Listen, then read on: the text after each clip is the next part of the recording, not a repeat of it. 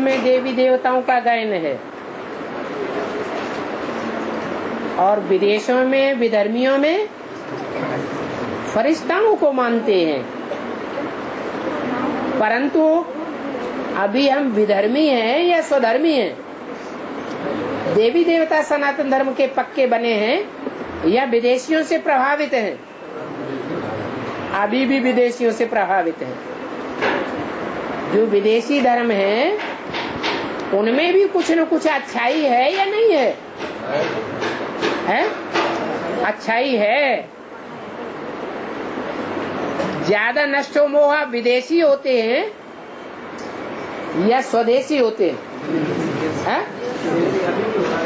विदेशी नष्टो मोहा होते हैं भारतवासियों के मुकाबले। जो नष्टो मोहा उनको ही फरिश्ता कहा जाता है। फरिश्ता माने जिनका फर्श की दुनिया वालों से कोई रिश्ता नहीं होता। तो पहले फरिश्ता बनना पड़े, नष्टो मोहा बनना पड़े। ऐसी स्टेज जब पावेंगे तब बाद में देवता बनेंगे। जो फरिश्ता ही नहीं बनेंगे वो देवता भी नहीं बनेंगे।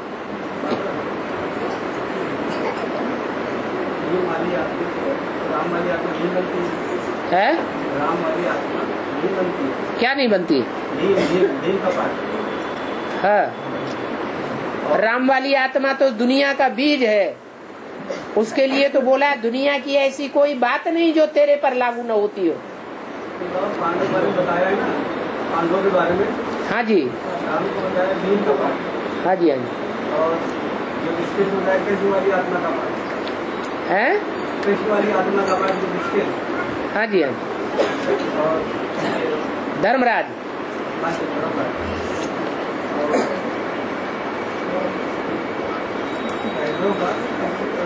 नकुल का पाठ बताया और धर्म की आत्मा का।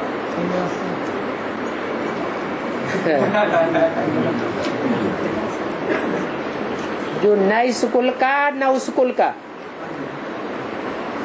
कभी भारतवासियों में मिक्स हो जाते हैं, कभी विदेशियों में जाकर के मिक्स हो जाते हैं। अभी भारत के सब बड़े बड़े सन्यासी विदेशों में जाकर के शिक्षा दे रहे हैं। न स्कूल के रहते हैं पक्के और न स्कूल के पक्के रहते हैं। उनको कहते हैं नकुल। नेवला जैसा पार्ट है। नेवला क्या करता है? सर्प को टुकड़े टुकड़े कर देता है। तो ये सन्यासी जब निकलेंगे तब तुम बच्चों की विकारों पर जीत हो जाएगी, माना रावण पर जीत हो जाएगी।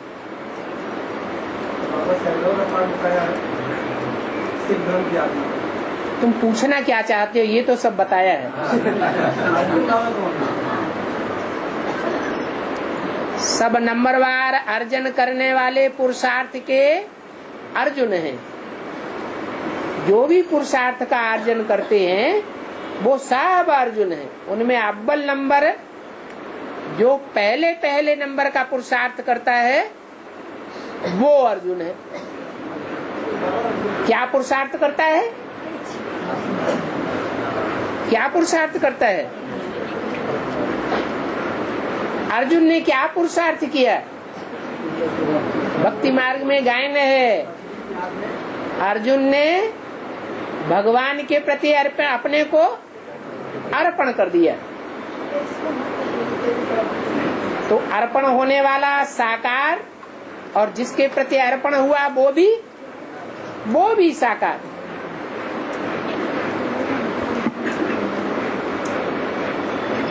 तो बौद्ध धर्म की जो आत्मा निकलती है स्वदेशी, वो अपने को ईश्वरीय रास्ते पर अर्पण कर देती है। वो भारतीय है या विदेशी? भारतीय है। सन्यासियों में सबसे उत्तम सन्यासी है। ऐसे बड़े बड़े सन्यासी जब निकलते हैं तो विकारों पर विजय हो जाती है। और यही पुरुषार्थ है। क्या 5 विकारों के ऊपर विजय प्राप्त करना। तो बौद्ध धर्म की जो बीज रूप आत्मा है, आधार मूर्त आत्मा है, वो जब ज्ञान को समझ लेती है, साकार को पहचान लेती है, निराकार साकार में निराकार कैसे कार्य कर रहा है, तो बुद्धि की क्षिप्रता दिन दूनी रात चौगुनी बढ़ जाती है।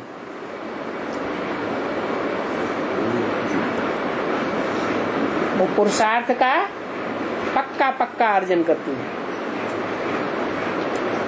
बाप बुद्धिमानों की बुद्धि है, तो बौद्ध धर्म की वो आत्मा भी बुद्धिमानों में इतनी श्रेष्ठ बनती है कि भक्ति मार्ग में ये सब जानते हैं कि बौद्ध धर्म में आत्मा परमात्मा स्वर्ग का कहीं कोई जिक्र नहीं है। फिर भी ज्ञान बड़े अव्वल नंबर का है। इतना मनन चिंतन मंथन अच्छा करती है।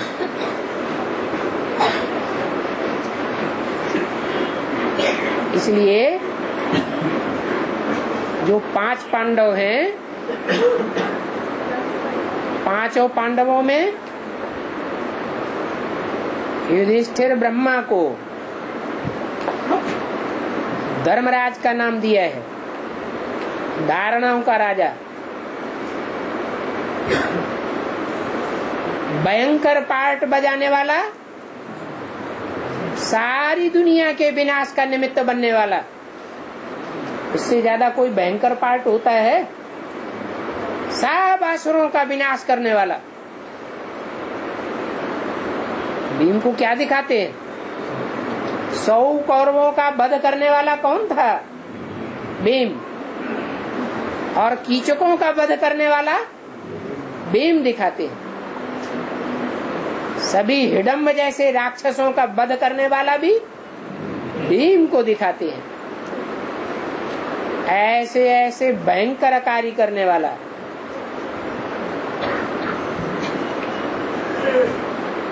वो भीम को दिखाया हुआ है। वो राम वाली आत्मा है जो शंकर के रूप में पार्ट बजाती है। वो है भगवान का साकार पार्ट। फिर उस साकार पार्ट के प्रति अपने जीवन को अर्पण करने वाला स्वरूप, वो बौद्ध धर्म की आत्मा निकलती है। पावरफुल आत्मा है। संन्यास धर्म बौद्ध धर्म से निकला है। इसलिए मुरली में बोला है, सन्यासी क्राइस्ट से कुछ पहले आते हैं, नहीं तो क्राइस्ट के बाद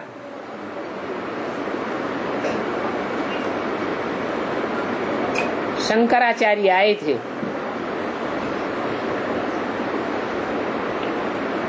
शंकराचार्य का सन्यास धर्म बाद का है,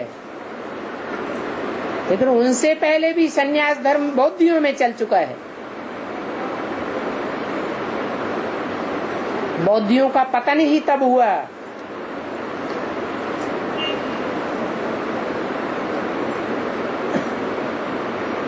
जब प्रवृत्ति मार्ग में रहते हुए उन्होंने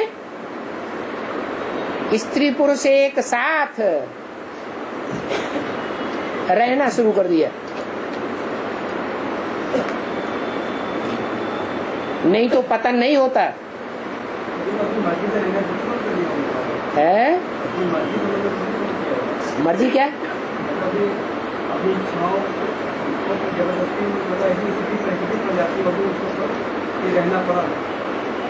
नहीं, ये बात उन्होंने समझी ही नहीं। इस बात की गहराई को नहीं समझा। कि द्वापर युग में देहभान इतना ज्यादा बढ़ जाता है कि स्त्री पुरुष इकट्ठे होकर के पवित्र नहीं रह सकते।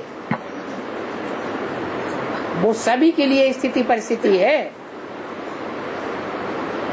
कोई एक की बात नहीं है। और देवताएं तो इकट्ठे रहते थे, कोई फर्क नहीं पड़ता था।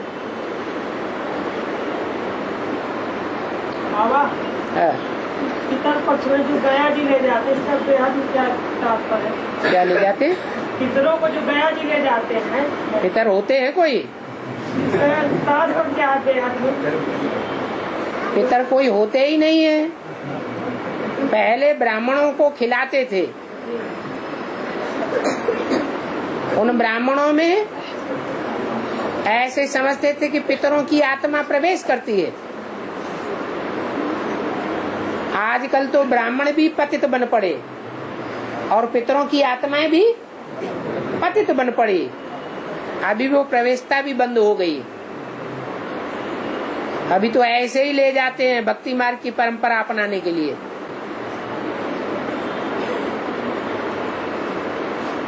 और बाबा ये विश्वभरा बाण व्यवहार को नष्ट कैसे करता है, जो कि ज्ञान है। बाबा ने कहा ज्ञान यज्ञ के आज में जो विनाश हुआ था ब्राह्मणों की दुनिया में, उसका कारण क्या था? है इम्प्योरिटी। इम्प्योरिटी से होता है विनाश संगठन का। इम्प्योरिटी डिसयूनिटी बना देती है। राम फेल हुआ, क्या मतलब हुआ? किस बात में फेल हुआ? प्योरिटी में फेल हुआ। तो मेंटलिटी ऐसी बन गई, अंतमते सोगते। अगला जन्म होता है तो जो भी ज्ञान बाण निकलते हैं, उन ज्ञान बाणों से जो भी आसुरी आत्माएं हैं, आसुरी कर्म करने वाले, उनको बाण बहुत तीखे लगते हैं, उनके देहभान को नष्ट करते हैं। एडवांस ज्ञान ज्यादा तीखा एडवांस के ब्राह्मणों को लगता है या बेसिक वालों को लगता है? क्यों? ज्यादा देहभान किन में भरा हुआ है? जिनमें ज्यादा देहभान भरा हुआ है उनको बाण बहुत तीखा काम करता है, विषैला काम करता है।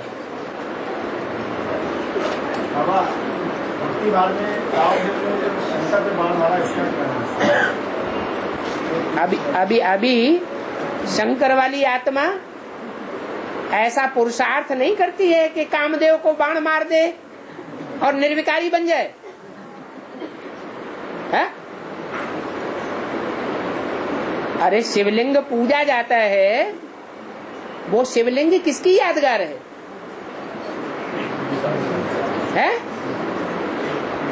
मंदिर में, जो शिव के मंदिर में शिवलिंग पूजा जाता है, वो लिंग यादगार किस पार्टी की है?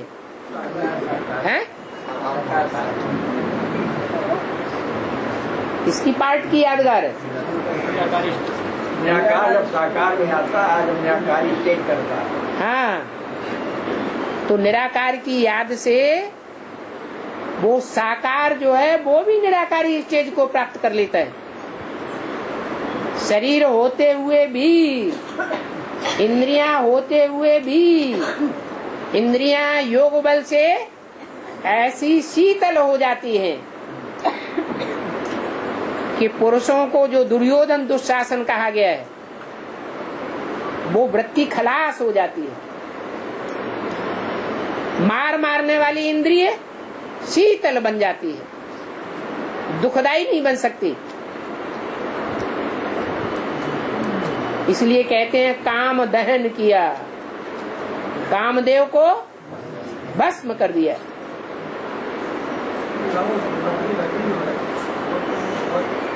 हाँ जी, है हाँ, तो बता तो दिया, हो है काम अनंग। अनंग माने सत्युग में देवी देवताओं को वो अंग होगा ही नहीं। जो काम की मार मारने वाला अंग है वो अंग ही नहीं होगा। लेकिन वो अंग सर्वथा नष्ट हो जाएगा क्या? षष्ठी पैदा नहीं होगी क्या? षष्ठी तो होगी, परंतु वो सात्विक स्टेज में होगी। आंखों में वो कामना शक्ति पैदा हो जाती है, परंतु वो कामना शक्ति अव्यभिचारी होती है। राधा की दृष्टि कृष्ण में ही डूबती है, कृष्ण की दृष्टि राधा में ही डूबती है। इतनी सात्विक स्टेज हो जाती है। इसलिए बोला रति की प्रार्थना पर कि कामदेव कोई न कोई रूप में रहेगा तो, लेकिन अनंग रूप में होगा, अंग काम नहीं करेगा।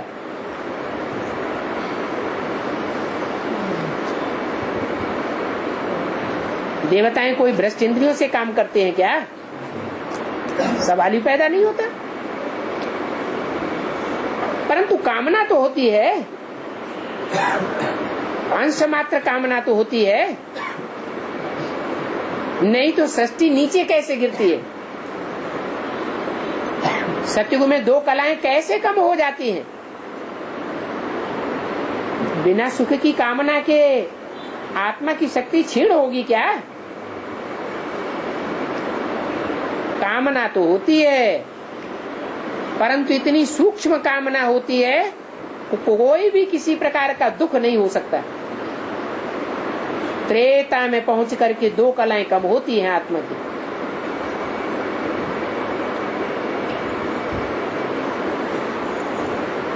तब कामना बाहुपास तक पहुंचती है, शेष इंद्रियों से नीचे उतर जाती है। फिर भी श्रेष्ठाचारी कहेंगे।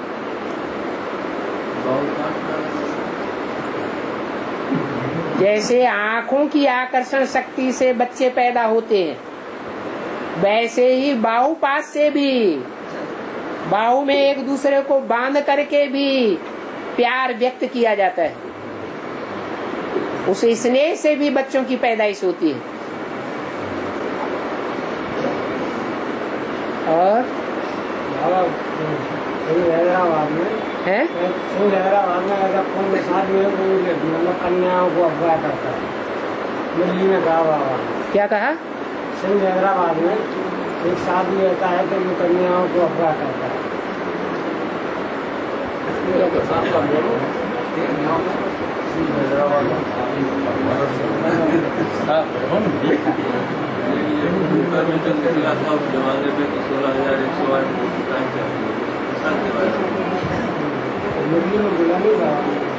मुरली में ये बात बोली गई है कि अमेरिका के अखबार में निकल गया कि भारत में एक जौहरी है जो कहता है हमको 16,000 चाहिए, अभी 400 मिली है। तो उसमें प्रश्न क्या है? मोदी ने बोला था बाबा। हाँ बोला। सिंध हैदराबाद में एक साधु है। सिंध हैदराबाद की नहीं, मोदी ने बोला बाबा। हाँ वही कलकत्ते का व्यक्ति जो सिंध हैदराबाद में आकर के सत्संग करने लगा और वहाँ 400 इकट्ठी हो गई, जिनके लिए मुरली में बोला है गोपियों को भगाया, मक्खन चुराया। ये है प्रजापिता की कहानी। परंतु नाम किसका डाल दिया? कृष्ण दादा लेखराज का नाम डाल दिया। अब उस जन्म में तो वो आस पूरी नहीं हो सकी। 400 से ज्यादा हुई, ये 16,000 हो गई। है? कितनी हो गई? कहाँ हो गई 16,000? 400 की 400 ही रही, बाद में 75 रह गई। 75 से भी अभी कम होते होते उनमें से पुराने जाने कितने खत्म हो गए?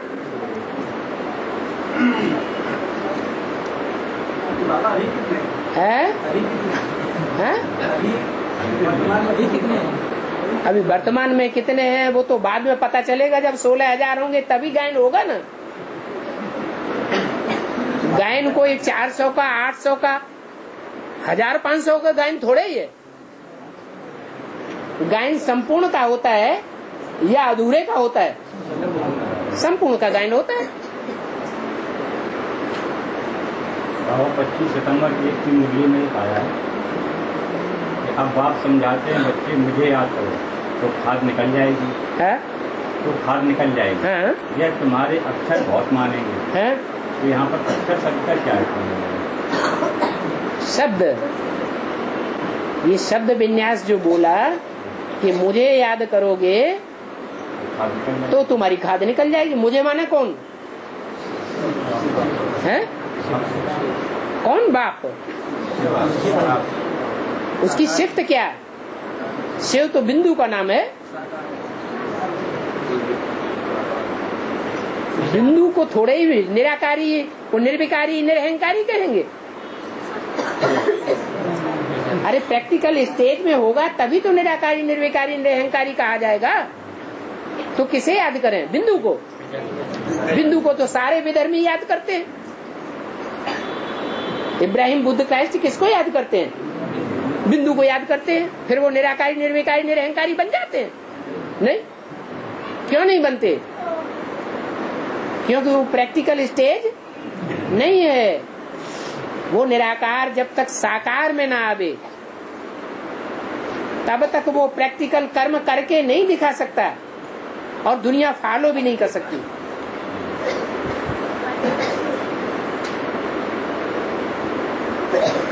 इसलिए बोला मुझे याद करेंगे तो खाद निकल जाएगी। मुझे माने एक है या 2-4 है? एक ही है। उसे एक को पहचानना पड़े। यह तुम्हारे अक्षर बहुत मानेंगे। हाँ, अभी नहीं मानते हैं कि वो एक कौन है, क्योंकि अभी हमारे अंदर ये संशय पैदा होता है ये एक यही है या कोई दूसरा है। रोज अखबार में धूतोड़े की निकलती रहती है तो माया बुद्धि को भरमाए देती है, निश्चय को उखाड़ देती है। बाप कितना भी ज्ञान सुनाते हैं तो भी ज्ञान का असर कम होता है और जो ग्लानि का अज्ञान है उसका असर जास्ती हो जाता है।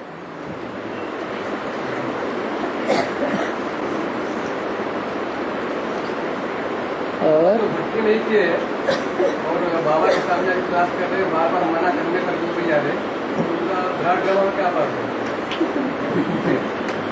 जो बाप की श्रीमत का उल्लंघन करेंगे उनका क्या पार्ट होगा? अच्छा पार्ट होगा या बुरा पार्ट होगा? है? बुरा ही पार्ट होगा।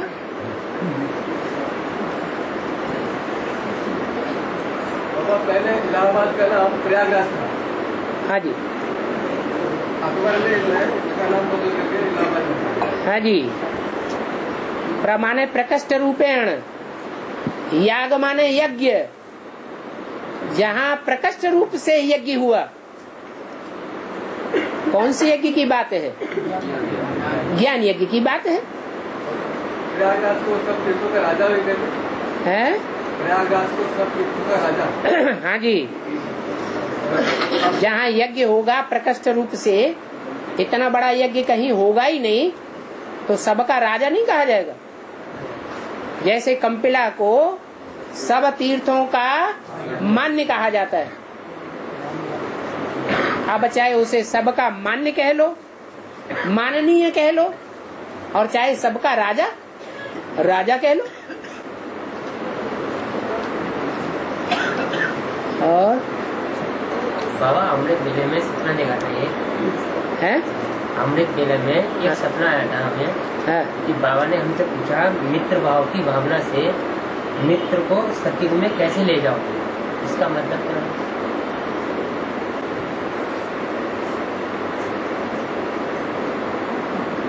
बेहद का मित्र या लौकिक जीवन का मित्र है? बाबा जी बेहद बेहद का मित्र कौन है? हैं? बेहद का मित्र कौन है? शिव बाबा जाएगा स्वर्ग में? सतयुग में बाबा हाँ, स्वर्ग में सतयुग में शिव बाबा जाएगा है? शिव तो जावेगा नहीं, फिर कौन जावेगा है? और जो मित्र बनेगा, जो दोस्त बनेगा, वो कभी दुश्मन भी बनेगा। शिव बाबा न किसी का दोस्त बनता है न किसी का दुश्मन बनता है। कौन बनता है? जिसमें प्रवेश करता है वो दोस्त भी बनता है और दुश्मन भी बनता है। तो अभी हमारा क्या है? अभी शिव बाबा से हमारा क्या संबंध है? दोस्त का, खुदा दोस्त का संबंध। अच्छी बात है। अभी कहाँ पड़ा हुआ है? नरक में पड़ा हुआ है या स्वर्ग में पड़ा हुआ है? और तुम्हारा दोस्त अभी कहाँ पड़ा हुआ है? बोलो। अभी नरक में पड़ा हुआ है। तो शुभावना रखोगे तो ले जाओगे। इसलिए भक्ति मार्ग में जब सूर्य ग्रहण पड़ता है तो जो घाट के भंगी लोग होते हैं वो क्या आवाज लगाते हैं? वेदान तो छूटे ग्रहण। तो शुभ भावना शुभ कामना नहीं होगी तो ग्रहण कैसे छूटेगा? अब ये वास्तव में ज्ञान की बात है या अज्ञान की बात है? क्या को सूर्य को ग्रहण लगता है या नहीं लगता है? हैं? सूर्य को तो ग्रहण लगता ही नहीं। किसको लगता है? सूर्य तो स्वयं प्रकाशित है। उसको ज्ञान का प्रकाश देने वाला कोई साकार मनुष्य दूसरा नहीं है। वो तो स्वयं ही विश्व कल्याणकारी आत्मा है। और गणेश जी की प्रथम पूजा क्यों है? गणेश जी की प्रथम पूजा क्यों? गणेश जी ने पहला कोई काम ऐसा किया होगा जो दूसरों की बुद्धि में नहीं आया। उन्होंने अपने माँ बाप की पहले परिक्रमा कर ली और विश्व की परिक्रमा हो गई। माना सारा विश्व किसमें समाया हुआ है? माँ बाप में ही समाया हुआ है। इसलिए उनकी पहले पूजा होती है। और हाँ जी,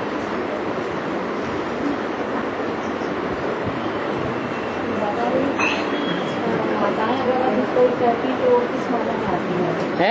माताएं अगर अपने को अधिक पवित्र रहती तो किस माला में आती है? किस माता में आती है? किस माला में गिनी जाती है?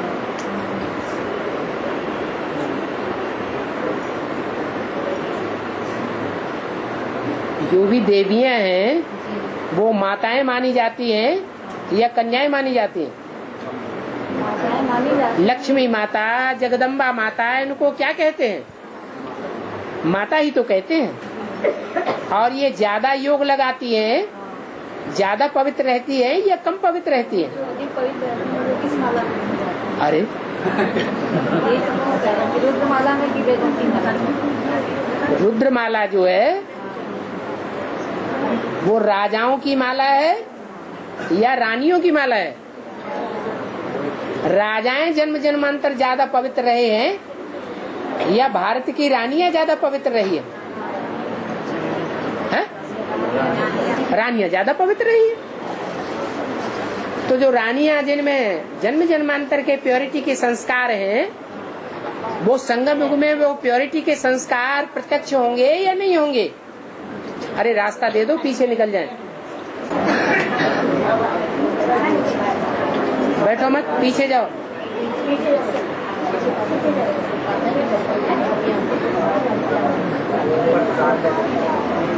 हाँ जी,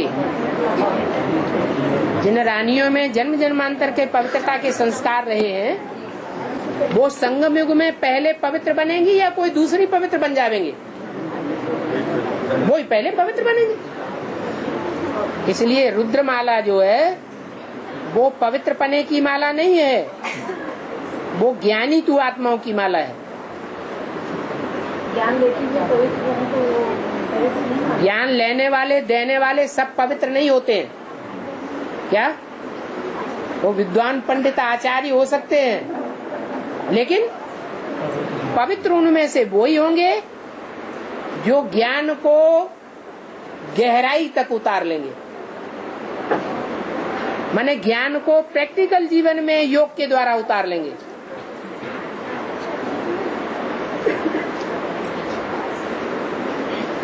जैसे शंकर और उनके 11 रुद्रगण,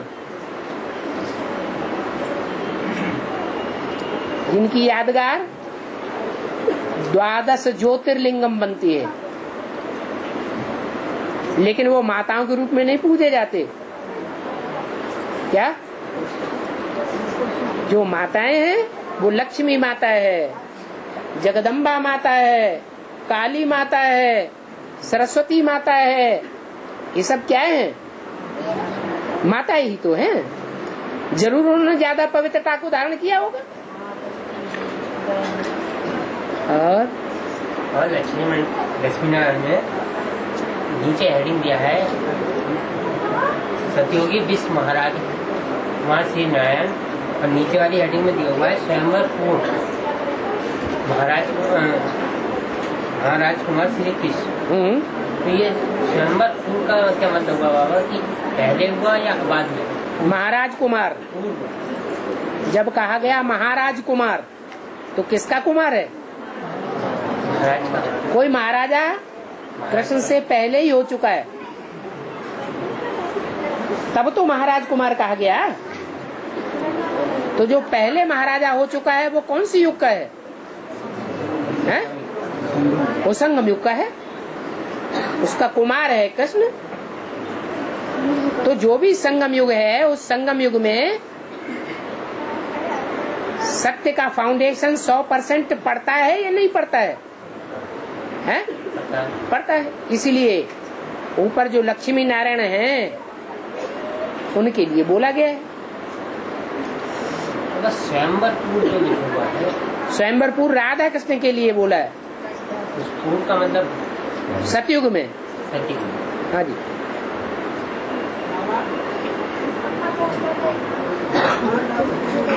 हाथ उठाओ। हाँ जी।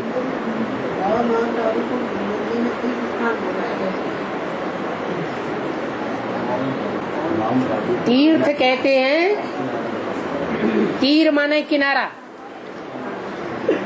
और था माने स्थान। एक किनारे, एक ठिकाने लगाने वाला स्थान। अभी दुनिया को ऐसा तीर्थ दिखाई नहीं पड़ता है जो सबकी बुद्धि को एक ठिकाने लगा दे, लेकिन आगे चल करके ऐसा टाइम आने वाला है जिसके लिए बाबा ने बोला है तुम बच्चे परम धाम को इस षष्ठी पर उतार लेंगे। तो इस षष्ठी पर निराकारी स्टेज वाला परम धाम संगठित रूप में कौन सी जगह उतारा जाएगा? माउंट आबू। वही तपस्या भूमि है। जब वो माउंट आबू साकारी दुनिया का परम धाम साबित हो जाएगा सारी दुनिया के सामने, तो सबकी बुद्धि कहाँ खींचेगी? माउंट आबू की तरफ खींचेगी। तो सब सारी दुनिया के मनुष्यों को कहाँ ठिकाना मिला? माउंट आबू में ठिकाना मिला। वो ठिकाना ही था माने स्थान है, तीर माने किनारा है। सारी दुनिया के जो भी मनुष्य मात्र हैं सबकी बुद्धि को एक ठिकाना मिल जाता है, किनारा मिल जाता है। सारी दुनिया विषय सागर है और उस विषय सागर का किनारा है वो। विषय बैतरणी नदी कहो, सागर कहो, सबकी बुद्धि का ठिकाना वहां लगेगा। पहुंच पाए या न पहुंच पाए, लेकिन बुद्धि का ठिकाना सबका वो ही होगा। इसलिए दुनिया का बड़े से बड़ा तीर्थ कहा गया है। मुसलमान धर्म की आत्माएं हो, क्रिश्चियन धर्म की आत्माएं हो, वो अपने अरब देश में मक्का मदीना को नहीं तीर्थ स्थान मानेंगी उस समय जब ज्ञान बुद्धि में बैठ जाएगा। बड़े से बड़ा तीर्थ किसको मानेंगी? माउंट आबू को मानेंगी। और हर जगह दुनिया में विनाश बर्पा हो रहा होगा, एक ही स्थान सेफ रहेगा,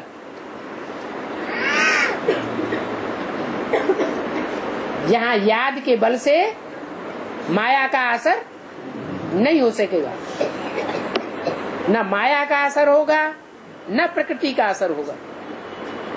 सारी दुनिया में प्रकृति भूकंप लाएगी, लेकिन वो भूकंप का असर माउंट आबू में नहीं होगा।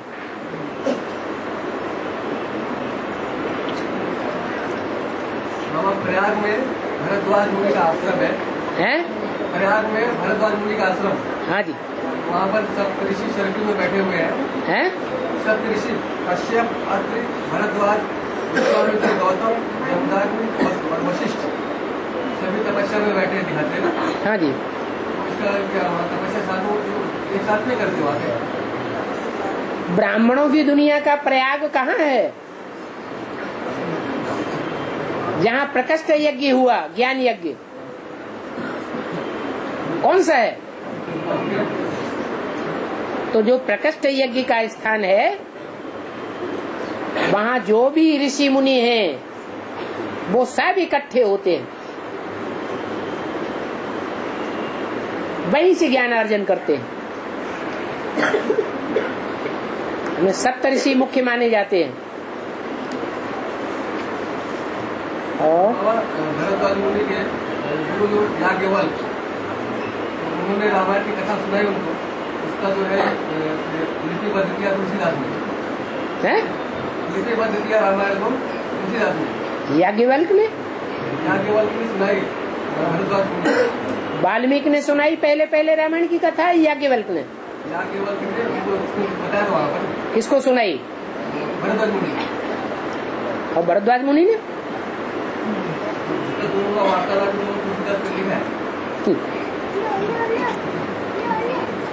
जो द्वापर युग में आज से 2000 साल पहले वाल्मीकि हुए हैं, वही वाल्मीकि वाली आत्मा जो वाल्मीकि रामायण लिखती है संस्कृत में,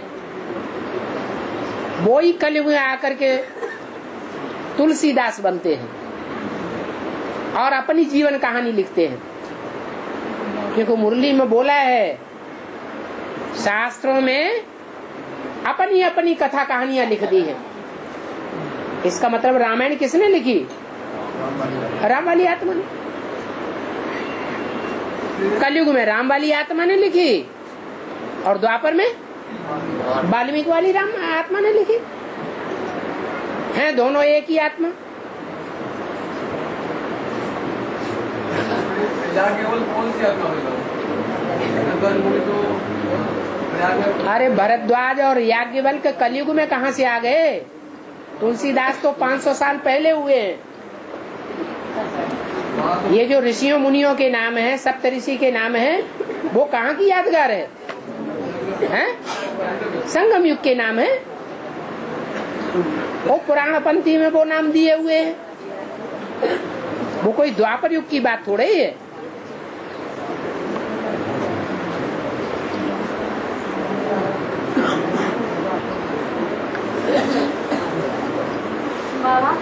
हाँ जी। लक्ष्मी के साथ साथ हाथी भी पूजा करते हैं। हाथी भी पूजा करते हैं।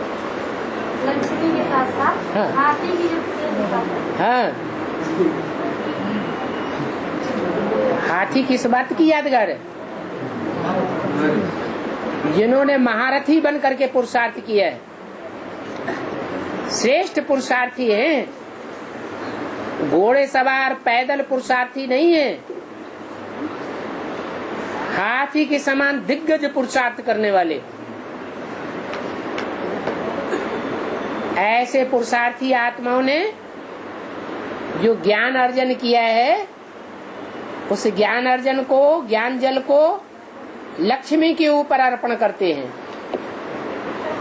इसलिए भक्ति मार्ग में दाएं बाएं दो हाथी दिखाते हैं जो लक्ष्मी के ऊपर ज्ञान जल की बरसात करते रहते हैं।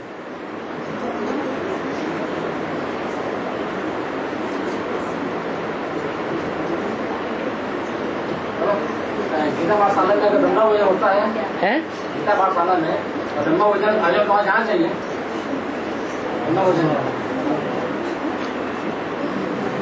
बाप आते हैं तो गरीब निवाज बन करके आते हैं या रईस निवास बन के आते हैं? गरीब निवाज। और गरीब निवाज बाप की यादगार कहाँ है? जगन्नाथ मंदिर। तो जो जगन्नाथ मंदिर में भोग लगाया जाता है वो खिचड़ी का भोग लगाया जाता है, जल्दी तैयार हो जाती है, खाने में भी ज्यादा टाइम नहीं देना पड़ता और पचाने में भी ज्यादा टाइम नहीं देना पड़ता। इसलिए ब्रह्मा भोजन बनाने के लिए मना नहीं है। दूर दूर से कोई आते हैं तो उनको भूखा थोड़ा ही भेज देना है, लेकिन घंटे 2 घंटे 3 घंटे की दूरी से आते हैं तो ऐसे तो रोज ही आदमी अपने ऑफिस में जाता है, 9 बजे खाना खा के जाता है और शाम को 6-7 बजे फिर आके घर में खाना खाता है। उसमें धामा खाने और बनाने की और लोड डालने की दरकारी नहीं है। बाकी जो दूर से आते हैं उनको तो पूछना चाहिए। बाकी भांति भांति के व्यंजन बनाना, खीर पूड़ी बनाना, ये कोई गरीब निवाज बच्चों की तो बात नहीं है। ये तो टेंडेंसी बढ़ाना है धामा खाने की और धामा खिलाने की। धामा खाने वाले ब्राह्मण बनना है और दूसरों को बनाना है।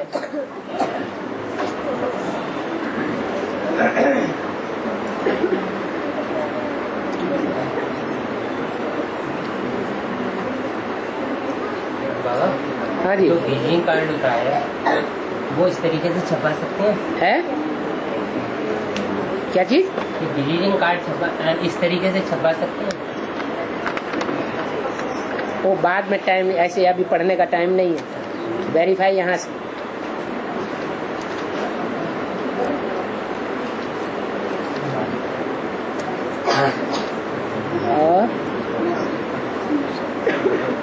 और प्रयाग में शंकर की मूर्ति थी, वहाँ पे कुछ था नहीं। दिल्ली आकर के पैर के ऊपर चढ़ करके वहाँ से प्रसाद है तो प्रसाद लगा था होंगे शंकर की मूर्ति में, और बिल्ली आकर चाट गया था।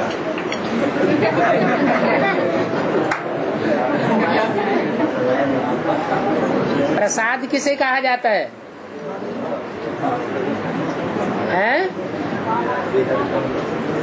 प्रसाद माने क्या? ब्राह्मणों की भाषा में उसे कहते हैं टोली।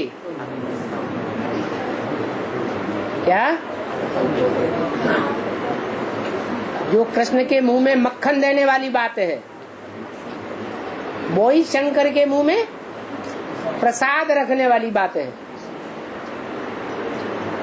लेकिन उस प्रसाद को जो सारी दुनिया प्रसन्न हो जाए, ऐसे प्रसाद की वृद्धि माया नहीं होने देती है। क्या?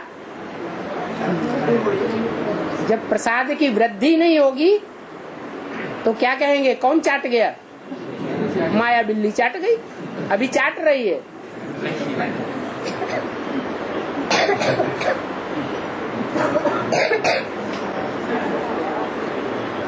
बाबा जहाँ पे आनंद भवन है इस समय प्रेजेंट में, तो वहाँ से पहले गंगा बहती थी।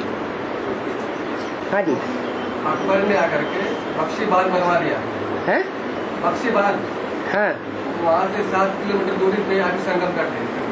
हाँ जी। तो वहाँ पे भरद्वाज मुनि का आश्रम है।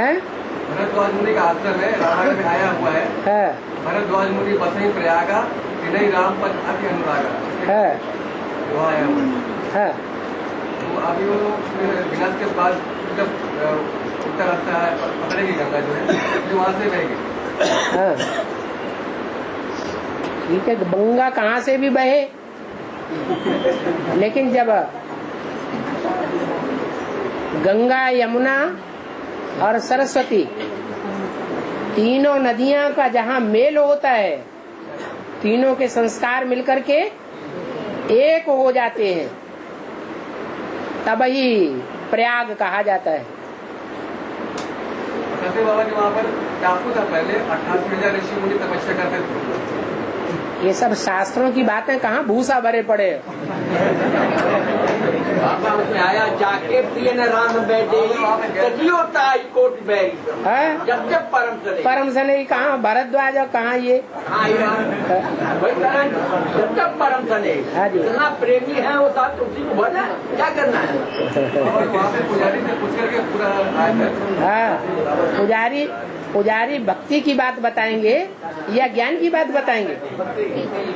वो तो भक्ति की बातें बताएंगे।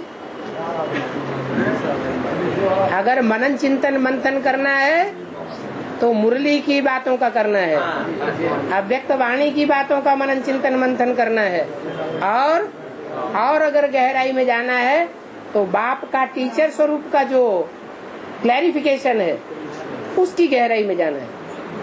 इसके अलावा और जितनी भी कैसेटें तैयार हो रही हैं, जितना भी लिटरेचर तैयार हो रहा है, जितने भी शास्त्र हैं और जितने भी शास्त्रों को सुनाने वाले पुजारी, पंडित, विद्वान, आचार्य हैं, वो सब माथा खराब करने वाले हैं या माथा को सालिम बनाएंगे? बाबा ने टैली ही नहीं किए हैं, अगर टैली किए होते तो आपसे पूछते ही नहीं। हाँ जी, आपने पढ़ने का ज्ञान दे चुके हैं, सब टैली किए ही नहीं हो। पुजारी के पास पहुँच गए। हाँ जी बाबा, लक्ष्मी जी को कमल पर बैठाया दिखाते हैं, कमल पे बैठाते हैं लक्ष्मी जी को। ऐसा माने कमल का फूल गृहस्थी जीवन की निशानी है या नहीं है? हैं? तो जब गृहस्थी जीवन की निशानी है, गृहस्थी जीवन जो है वो कीचड़ में रहते हुए भी कमल फूल समान जीवन का सूचक है। इसलिए महालक्ष्मी को कमल के ऊपर बिठाया हुआ दिखाते हैं। और बाबा पुरुषों के सब दुर्योधन दुशासन कहा जाता, कहते हैं कि राजाएं कई लाइनें रख लेते, पर द्रौपदी के तो 5-5 बजे उसको क्या करेंगे? जो द्रौपदी नाम है वो कहाँ का नाम है? संगम युग का नाम है या द्वापर युग का नाम है? संगम का नाम है। संगम में जब बाप आते हैं तो जो ब्रह्मा कुमारियां हैं उनकी परवरिश का ठेका एक व्यक्ति नहीं उठाता, उनको एक स्थान से दूसरे स्थान में ट्रांसफर किया जाता है। तो कोई न कोई मुख्य भाई आश्रम का ठेका उठाता है, परवरिश का। पति कहा जाता है पाती, रक्षा करने वाला। तो उनकी प्योरिटी को जो रक्षा करता है वो ही पति कहा जाता है। 5 आश्रम अगर बदले तो कितने पति हो गए? 5 पति हो गए। उन्होंने विकारी बुद्धियों ने उसको विकारी अर्थों में लगा लिया।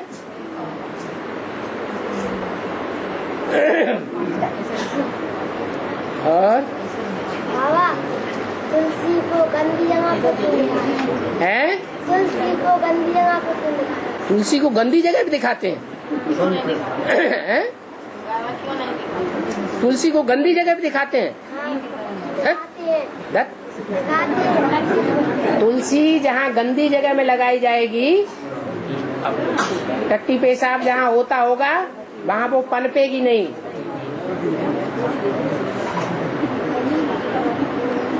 गंध की हवा भी अगर लग जाए तो भी तुलसी का पौधा खत्म हो जाता है। बाबा, पंडित लोग जनेऊ पहनते हैं, ये क्यों पहनते हैं? जो भी भक्ति मार्ग में होता है वो यादगार कहाँ की है? संगम युग की। संगम युग में जो भी बाबा का ज्ञान लेने वाले हैं वो सब पंडित ब्राह्मण हैं या नहीं है? ब्राह्मण है। वो ब्राह्मण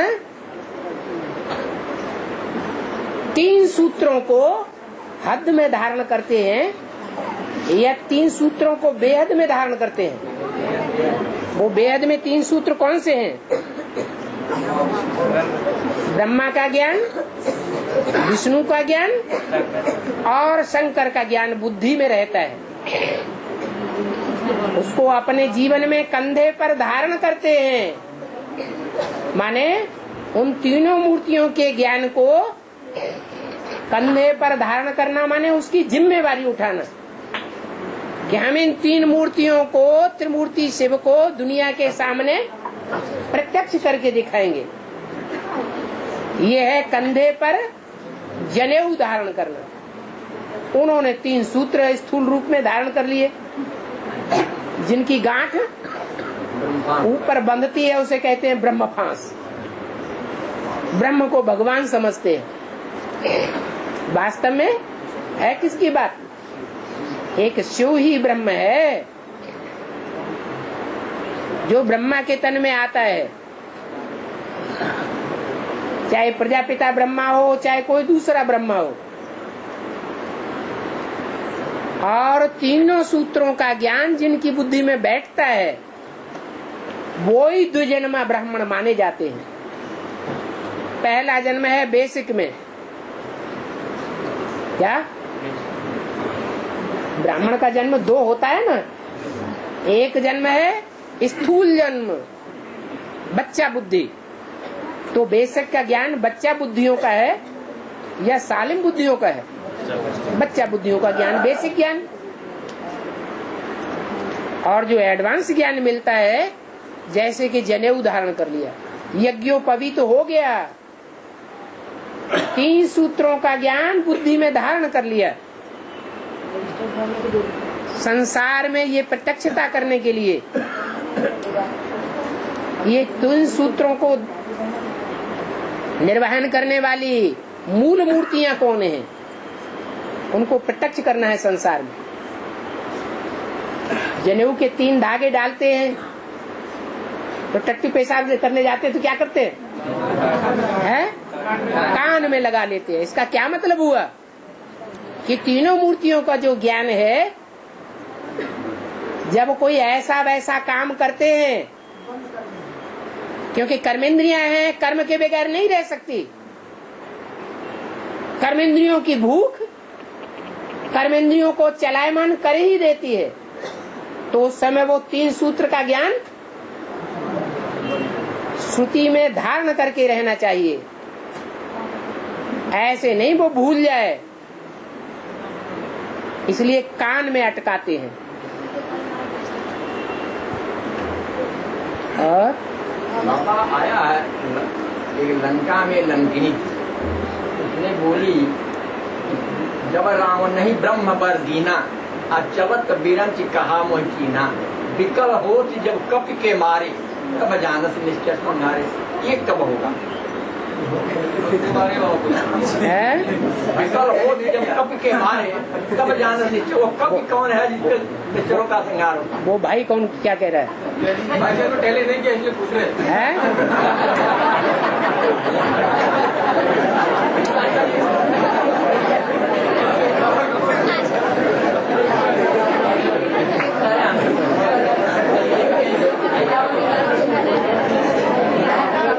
भाई कह रहा है आपने टैली अगर टैली किया है तो बताओ। बताइए, आप सच्चाई और बताइए। बताओ बताओ। अरे इसका मतलब टैली नहीं किया आपने है? उंगली उठाने में दोनों बड़े उस्ताद हैं। शूटिंग में दोनों राजाएं लड़ेंगे आप है? हाँ जी। और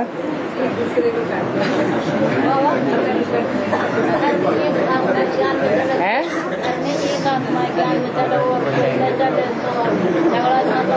हाँ, झगड़ा करना ही नहीं है।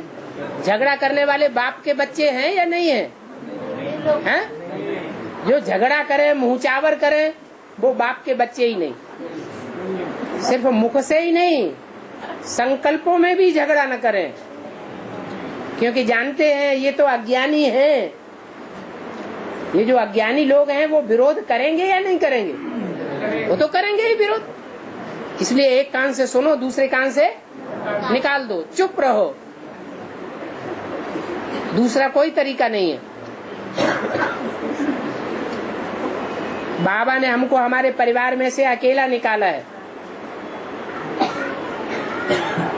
पावरफुल आत्मा समझ करके निकाला है या कमजोर आत्मा समझ करके निकाला है? अपने को पावरफुल आत्मा समझना चाहिए।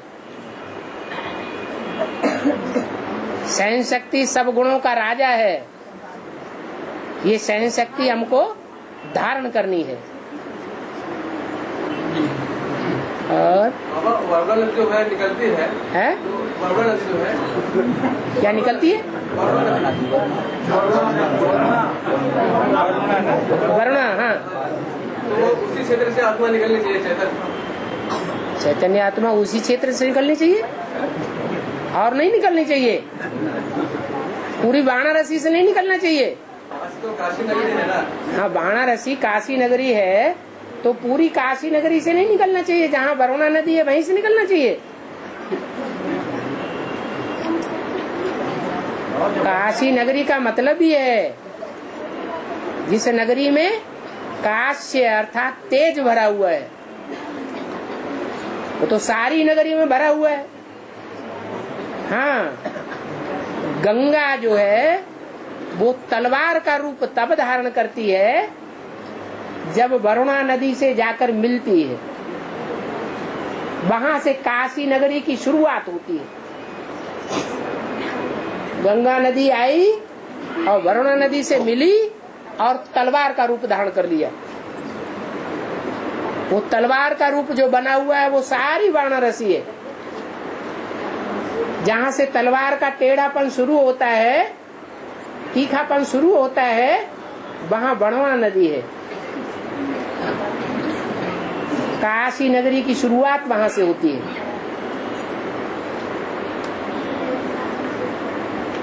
और बाबा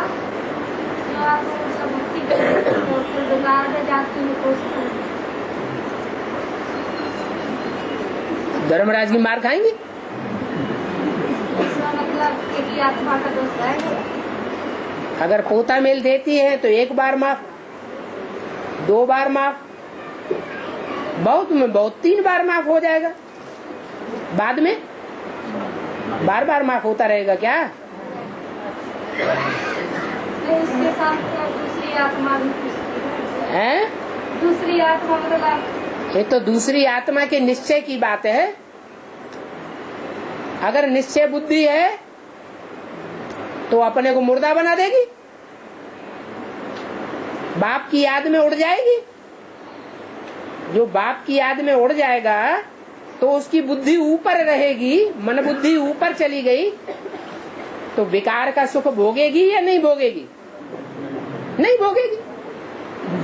तो उसके ऊपर कोई पाप ही नहीं लगेगा।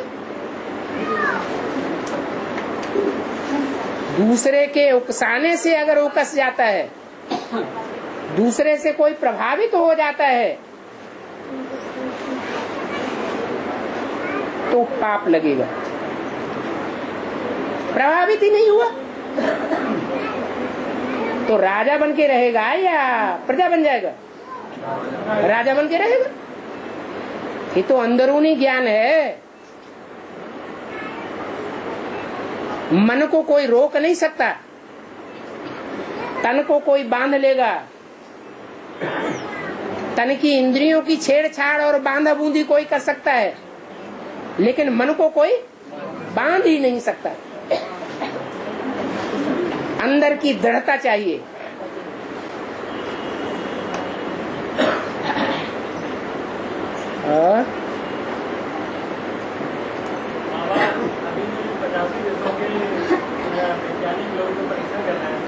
ब्रह्मांड का पता करने जा रहे हैं, तो उसका क्या है बाबा? क्या है बाबा ने आपको बताया नहीं है क्या? फिर बार बार क्यों पूछ रहे हो? बाबा ने आपको नहीं बताया कि ब्रह्मांड में कुछ है ही नहीं, ये सिर्फ पृथ्वी पर ही जीवन है।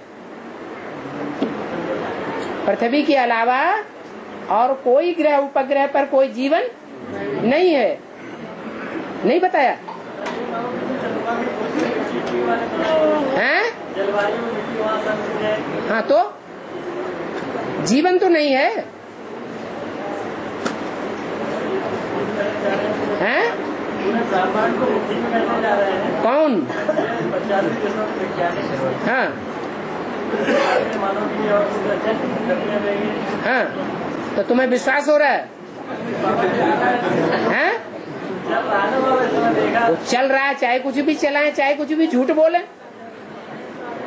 दुनिया झूठी है, झूठी दुनिया झूठा बोलती है, तो हमें क्या विश्वास कर लेना चाहिए यही भगवान है?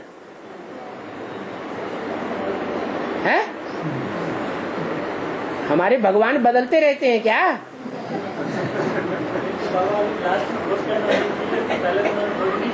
क्या क्या किया है? काहे की? अच्छा, क्या मिला? खोज करने से मिला क्या? फायदा क्या हुआ?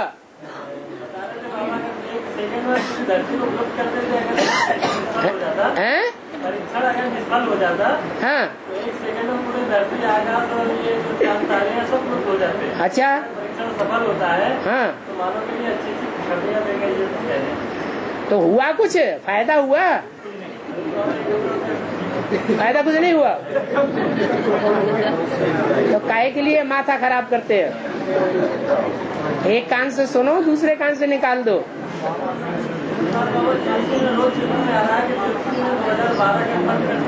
पेपर में तो अच्छी और बुरी दोनों तरह की बातें आती हैं, या सिर्फ अच्छी आती हैं?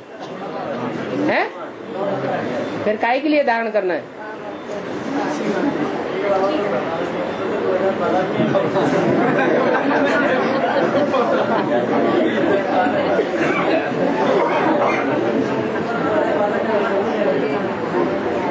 अरे ये किसने कंफर्म किया है? उन्हें तुमने कैसे मान लिया ये बड़े बड़े हैं? हैं?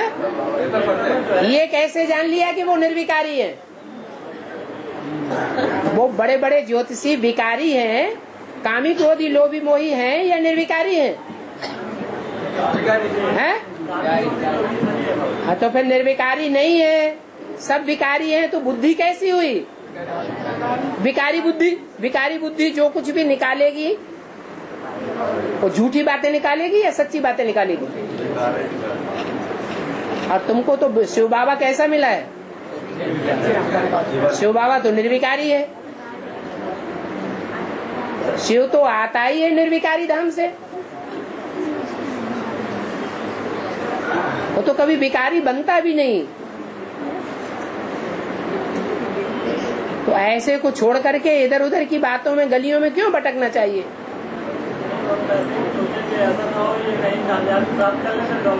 अच्छा, तो हम रह जाएं, ये लोग कामयाबी प्राप्त कर लें और हम इस ईश्वरीय ज्ञान में ही मस्त रह जाएं।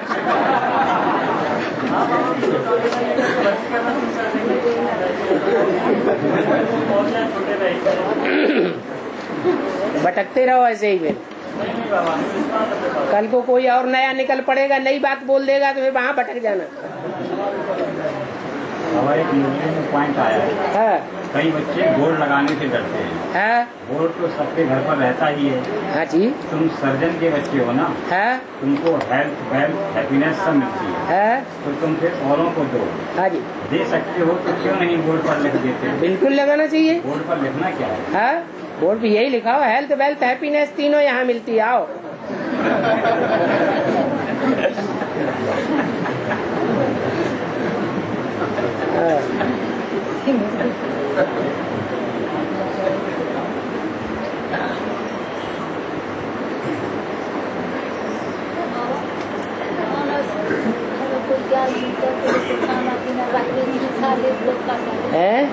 खाना पीना घर के कोई ज्ञान नहीं चलते, छू ले आप छूने से कोई तुम छू दो, अच्छा हो जाएगा।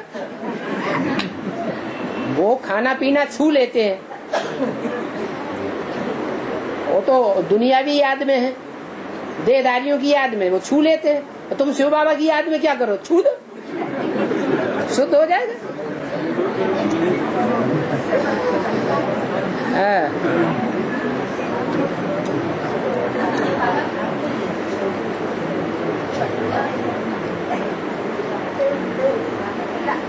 राष्ट्रपति पद मिले तो मानना है, इसका प्रयत्न वेद में क्या अर्थ है? कोई अगर हमें राष्ट्रपति पद दे कि तुम राष्ट्रपति पद ले लो,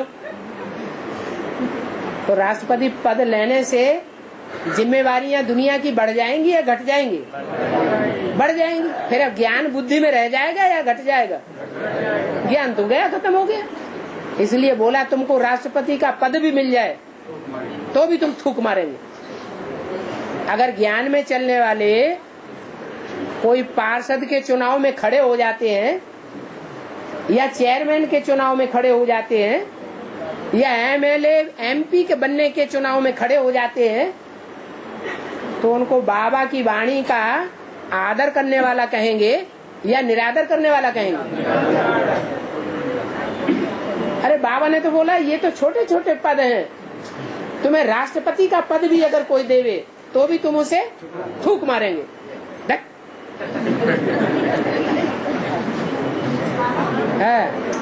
अरे हमको 150 साल के लिए विश्व की बादशाही मिल रही, 2500 साल के लिए हम निराधार बन रहे हैं। राष्ट्रपति तो अधीन होता है, रबर स्टाम्प कहा जाता है कि कोई राजा ही है।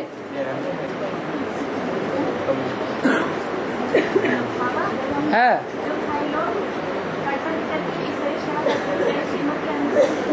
है?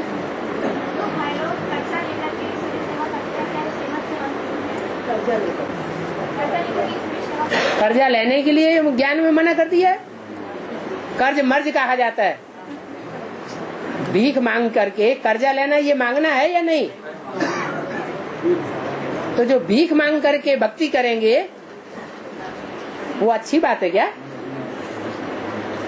अरे हम अपनी खुद कमाई करें और खुद की राजधानी स्थापन करें,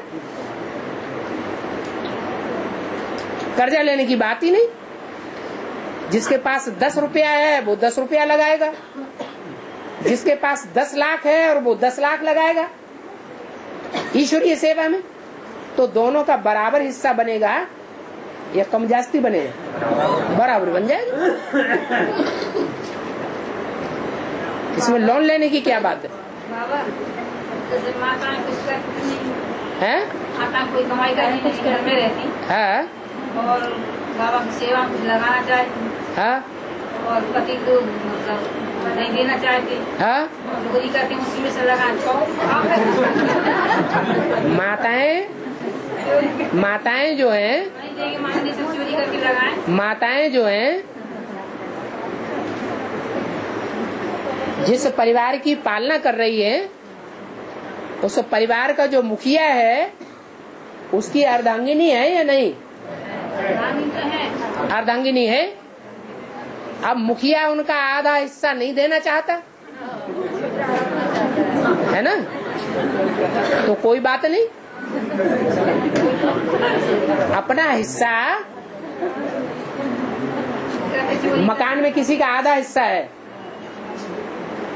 दूसरा दबंग पड़ता है, वो नहीं देना चाहता, सारा हिस्सा हड़प करना चाहता है, तो वो चाहे तो आधा हिस्सा किसी को बेच सकता है कि नहीं है? ये पाप होगा या पुण्य होगा? पाप तो नहीं होगा। तो ऐसे ही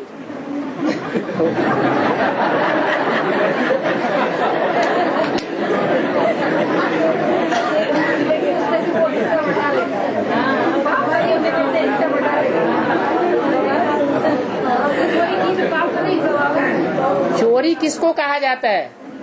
अपनी चीज लेना चोरी है या पराई चीज लेना चोरी है? पराई चीज लेना चोरी है। जिस चीज पे हमारा हिस्सा है उसको लेना कोई चोरी थोड़ी ही है।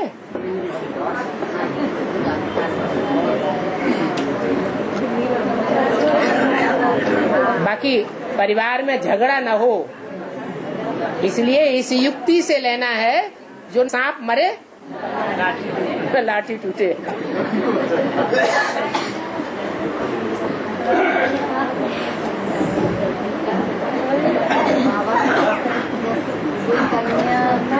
है कन्या से लेना और उनके रिश्ते वापस नहीं करना चाहे, ऐसे मिलना चाहे। एक दिन के लिए मिलने की छूट है। बाबा हम कमाने ऐसा कर दीजिए, फिर मिलने हैं? भर्ती करके मिले, हम लोगों की इच्छा है कि भर्ती करके मिले। ये तो आपका काम है, आप उन्हें सुनाइए। सुना रहा बाबा। हाँ कमाना ही नहीं हो रहा, क्या करें? आप ऐसा मत करो तो भर्ती कर। हाँ जी, हाँ जी। बीके भाई को ज्ञान सुनाया है, एक तो लोग ज्ञान सुनाया। हाँ सुनाने के बाद वो कहते हैं कि हमें सीडी दे दो, सुना हम मुरली सुनेंगे बाबा की आपकी, है, बाबा के आपकी मुरली सुनेंगे हम, सीडी दे दो हमें। हाँ। तो सीडी देना चाहिए नहीं? जो जनरल कैसेट्स हैं जनरल पब्लिक की, वो जनरल पब्लिक की 20-25 कैसेटें हैं, वो देते जाओ। वो तो ब्रह्मा कुमार है, कोई दुनियावी जनरल आदमी को भी दोगे तो उसका भी कल्याण होगा।